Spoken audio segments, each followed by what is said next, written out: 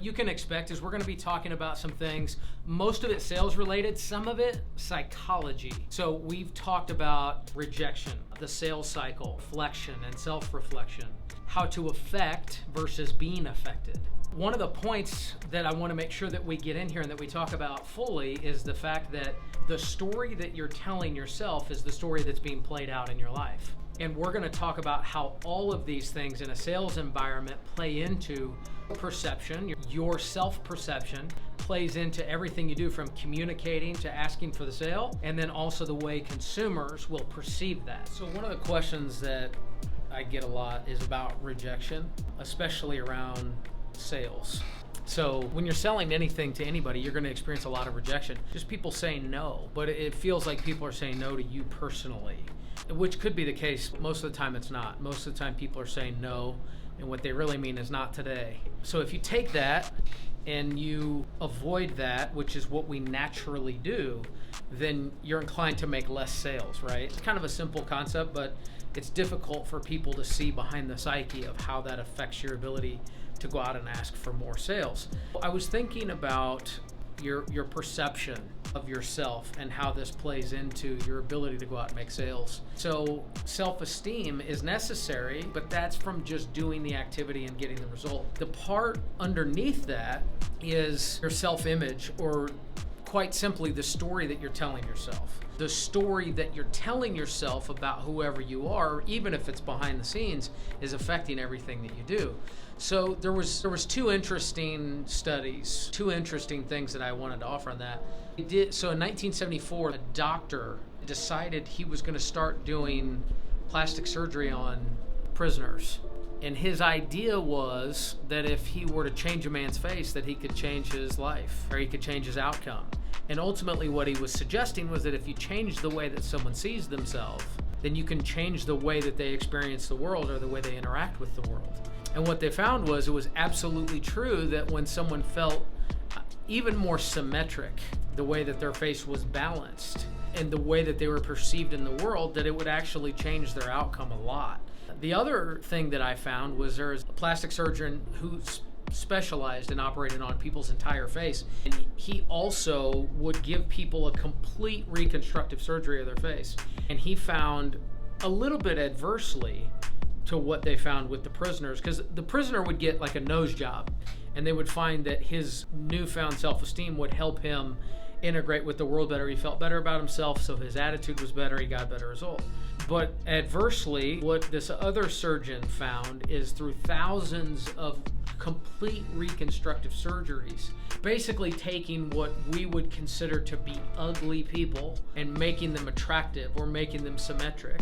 They found that even though they got a better result, they never could really see the beauty. Even if no one had ever seen them before, but they met them and said, that's a fairly attractive person, the person who had the surgery just took an incredibly long period of time to ever believe it was true. So even if they looked in the mirror and saw that the results were there, they didn't articulate that that's what they saw. So they didn't look in the mirror and say, that is a good looking person, even if by all standards they were now attractive.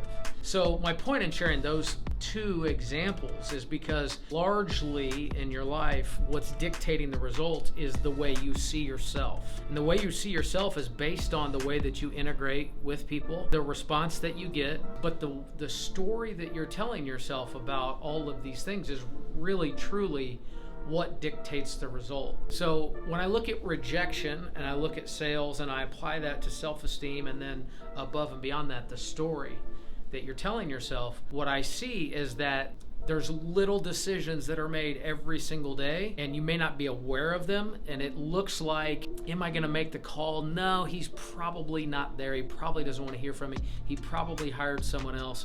He probably. We call that considering. Before you make the effort, you've considered now all the reasons that it won't happen for you, and that's a negative affirmation. The story that I tell myself is they're home, they're happy, and they want to talk to me.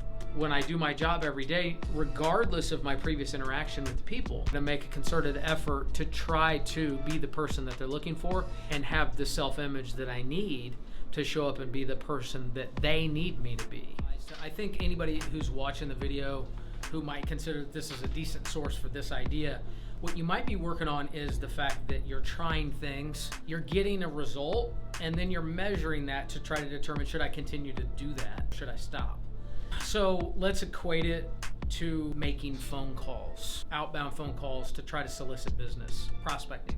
The big point that I want you to understand in terms of self-analysis, self-reflection, is that for every point, every thought that's a good thought, there's an equal and opposite point that's also true. So this is a little obscure, but let me tie this together for you. So if I were to say, the less you eat, the more weight you'll lose. That's true, right? Up until a point, like an extreme point where if you stop eating, your body system will shut down and it will start holding fat, holding water, and you'll lose no weight. So it's also true that you should not starve yourself to lose weight, right?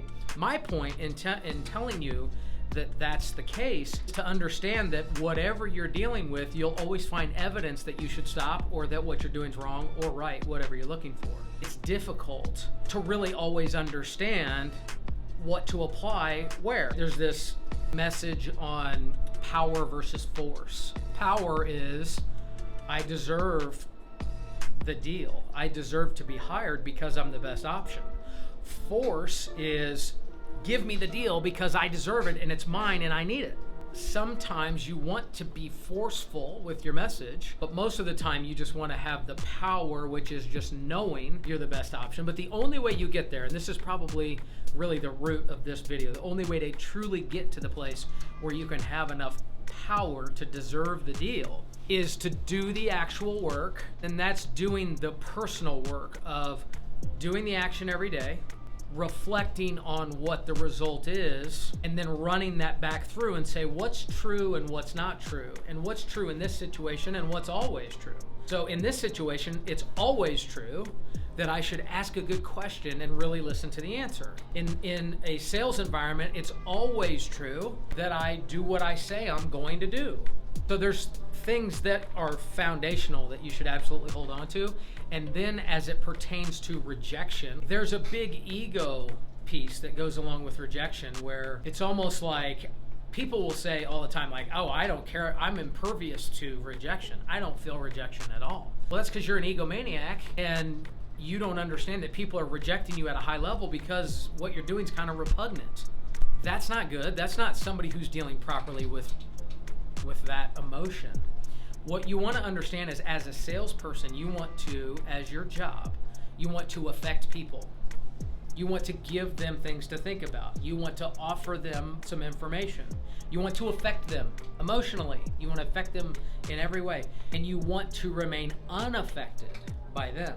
So when they say, stop calling me, you're a loser, and hang up on you, you don't take that personally and say, I probably shouldn't follow up with anybody because they might all think I'm a loser. You'll get that response from people. So rejection is the part where you can understand that that is your job as a salesperson, is to affect without being affected.